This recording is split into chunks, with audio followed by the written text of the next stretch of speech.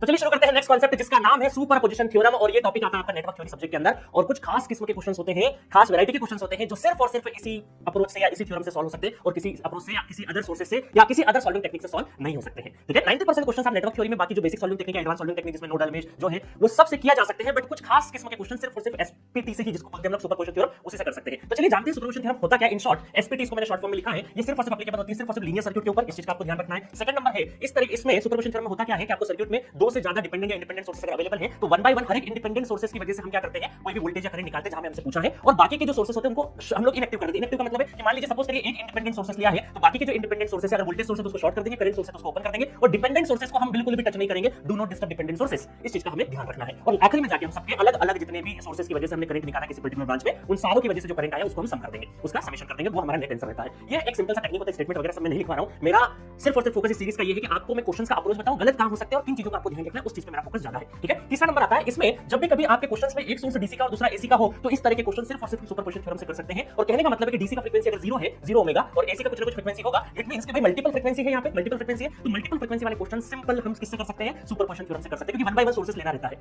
Otherwise हम नहीं कर पाएंगे किसी और अप्रोच से। ऐसे ही सपोज करें एक डीसी और एसी दे दे, एक केस ऐसा केस और आ जाए कि दो एसी सोर्स है जिसमें दोनों की फ्रीक्वेंसी डिफरेंट है, वैसे क्वेश्चंस भी हम सिर्फ और सिर्फ एसपीटी से ही कर सकते हैं और किसी से नहीं कर सकते हैं। दूसरा चीज है कि हम पावर में सुपरपोजिशन थ्योरम, पावर कैलकुलेट करने के लिए सुपरपोजिशन थ्योरम नहीं यूज कर सकते एक्सेप्ट फ्यू केसेस, वो मैं ऑलरेडी 4 कोर्सेस में बता चुका हूं। तो यहां पर power do not superimpose except 3 cases, ये 3 केसेस ऑलरेडी मैं डिफाइन कर चुका था, कौन-कौन से केसेस में हम कर सकते हैं, आपको खैर उन केसेस की जानकारी की जरूरत नहीं है। हां, एक चीज का ध्यान क्यों नहीं कर सकते, बिकॉज़ पावर क्या है आपका, नॉन लीनियर है। ठीक है, इस चीज का ध्यान रखना। एक चीज और होती है आपका कि P1 √P1 √P2 इसका डेरिवेशन क्या था, ये फार्मूला बहुत फ्रीक्वेंट आज तो नहीं है, बट कभी-कभी इक्का दुक्का क्वेश्चन आया बहुत पहले 10-12 साल 15 साल पहले, तो वहां के लिए आपको ये फार्मूला पता होना चाहिए कि दो अलग-अलग आपको डीसी सोर्सेस गिवन है और डायरेक्टली आपसे पूछे कि नेट पावर क्या होता है तो डायरेक्टली फार्मूला लगता है। बाकी ऐसे बहुत रेगुलर क्वेश्चंस नहीं आते इस फार्मूले पे, तो ज्यादा दिमाग लगाने की आवश्यकता नहीं है। अब मैं आपको थोड़ा सा बताता हूं कि क्वेश्चंस किस तरीके के आते हैं। देखिए यहां पर आपको क्वेश्चन पूछा है, एक डीसी सोर्स लगा है, एक एसी सोर्स लगा है, एक रेजिस्टेंस एक इंडक्टर है, और आपसे पूछा है कि भाई आरएमएस वैल्यू ऑफ करंट कितना होगा एम्पियर्स में। ठीक है, एक चीज का ध्यान रखना खासा, एनएटी टाइप के जितने भी क्वेश्चंस होते हैं तो आखिरी लाइन जरूर ध्यान से पढ़ने का है, अदरवाइज आप मिली एम्पियर, एम्पियर में पूछा है, नियर इंटीजर पूछा है, क्या पूछा है, तो आपको बहुत फिर फाइनल आंसर एनएटी टाइप में पुट करने से पहले आखिरी लाइन को अवश्य पढ़ना है। ठीक है, चलिए इस तरह के क्वेश्चंस में क्या होता है, वन बाय वन हमने डीसी सोर्स लिया, डीसी लेंगे तो इंडक्टर शॉर्ट हो जाएगा और I1 करंट निकालिए, फिर एसी सोर्स लिया, एसी सोर्स में हम लोगों ने इंस्टेंटेनियस को आरएमएस में कन्वर्ट करके आपको आता होगा, उस तरीके से हम चलते हैं, और दोनों से हमने करंट निकाल के आखिरी में नेट करंट बोल दिया और आरएमएस पूछा है, तो ये हमारा क्या होता है,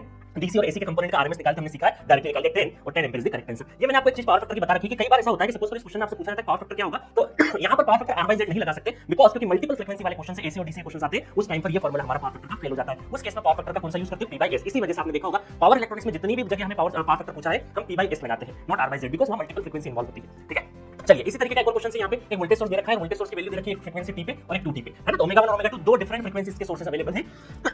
और आपसे पूछा है कि उसकी वजह से एवरेज पावर डिसिपेशन क्या होगा, और एवरेज पावर अगर डिसिपेशन से फॉर रेजिस्टेंस में होता है और पावर डिसिपेशन का फार्मूला होता है I2 RMS * R, तो I2 RMS आपको निकालना पड़ता है और अलग-अलग एक-एक बार सोर्स लेके आप करंट निकाल सकते हैं इस तरीके से।